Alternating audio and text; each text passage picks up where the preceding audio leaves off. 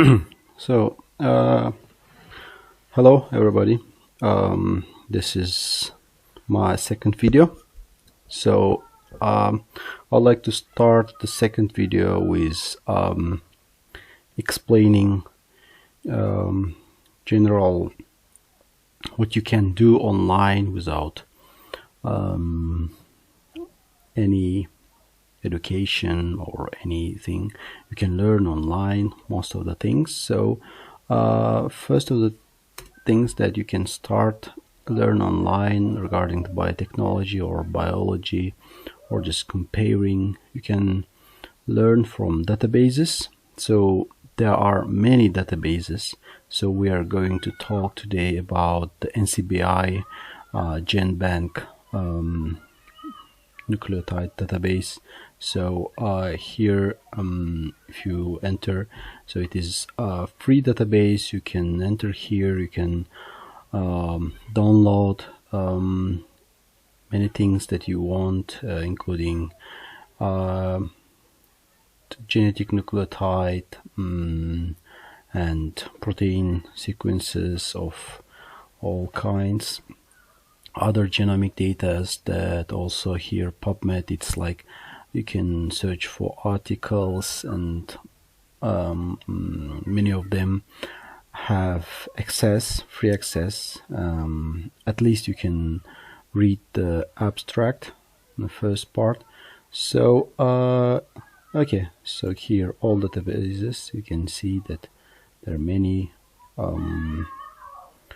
Even this database include many other kind of databases. Okay, so I think you are all familiar with E. coli.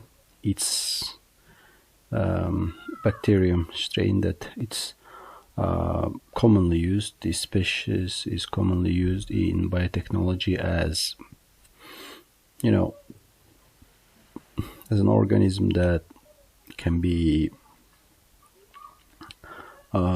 gen put and recombinant proteins are produced. So here, if you write E. coli, you can see that there are literatures, genes, proteins, that and essays and other information here. We can enter the taxonomy, learn about this species. So Escherichia coli. So this E. coli has other strains, other species types that you can see here.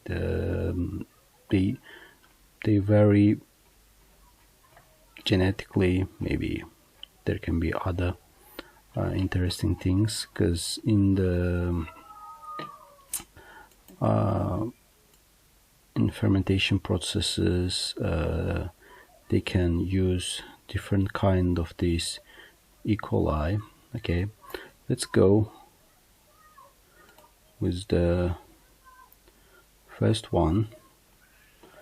Okay, here you can see that so it's like nucleotides information, protein information, the structural genome information, the PubMed Central here, the publication regarding the E. coli and other useful information you can here access.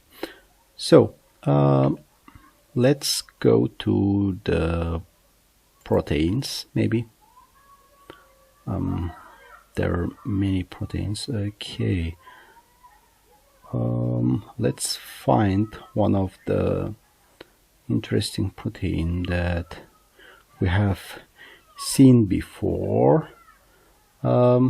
Okay, lysis protein. I don't know, lysis protein, and it has 72. So one of the proteins, so you can enter whichever protein you would like, because it's like just for learning purposes. Lysis protein. So here you can see reference for author, complementation and characterization of nested RZ and RZ1 frames in the genome bacteriophage lambda. So it's like from the PubMed here you can access, so what was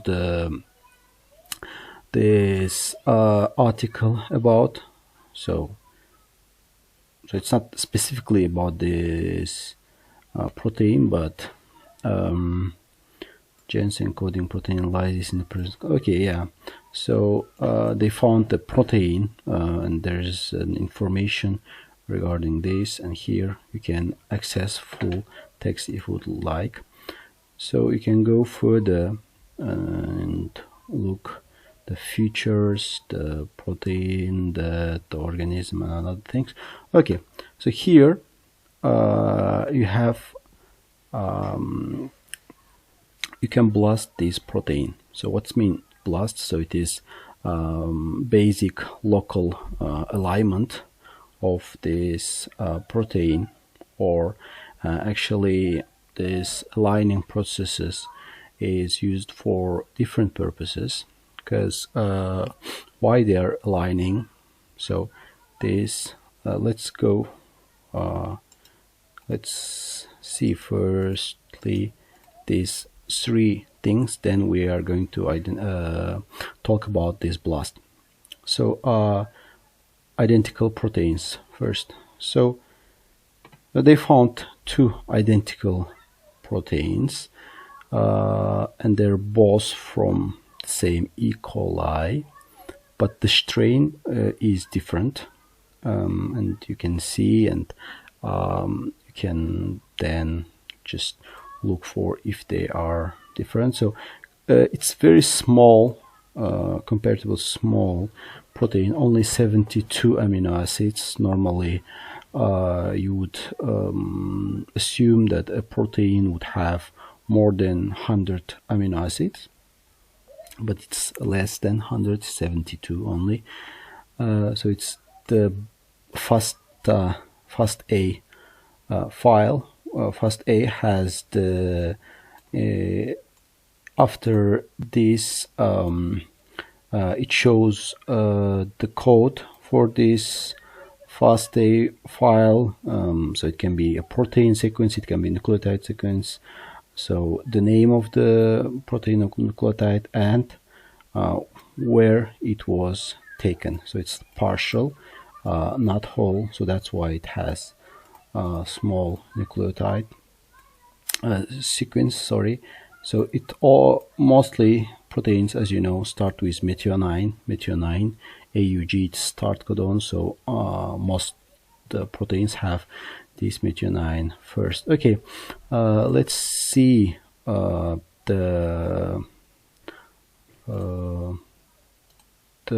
graphics for this E. coli. It's not written the active site or other information.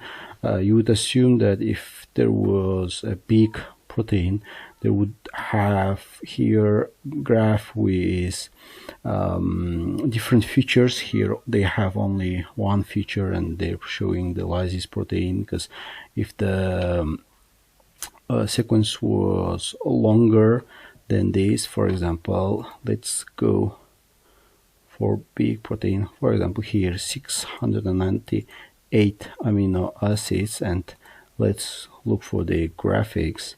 So yeah, you can see that this has these domains, and also it has unexpectedly only one feature, but I saw here ATPases. Yeah, this should have the different domains. No, really interesting, actually you would presume that it would have different peptides, and which different functions and different functions and different peptides would have different domains and motifs, but in this case it has only one part. So maybe because it's a prokaryotic one, maybe that is the case. Okay, so using this sequence you can run BLAST. So BLAST is going to just search for, just in the, I run the BLAST as it is, so we can talk about this on the further videos. So but now should work in a couple of seconds or minutes. It depends how busy the NCBI database is, and also how long you have the protein sequence. In this case it's 72, and maybe in that case it also difficult for database to align, because it is local alignment, it's not global alignment. So there are two alignments. We can talk about this also later. So local alignment, searching for different peptide parts, different small parts of the amino acid sequences, and align them and to search for the similarity for the local regions. Whereas the global alignment going to align the whole sequence, and that is not case here in BLAST. So here, yeah, it found itself as 100% coverage and 100% identity. Also, it found another protein with 90% query and 98% identity. So mostly it is lysis protein in E. coli.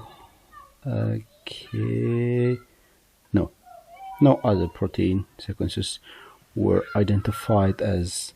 So as you can see here, if you would have a sequence that you didn't know from which organism it was taken, you would submit here, and it would somehow find out and predict that it would have this. So this is so it's telling that it's from the phage lysis superfamily, and here you can see that most of the regions are conserved in all these strains, and because it's E. coli, it is so it's like 70. It's aligning for itself.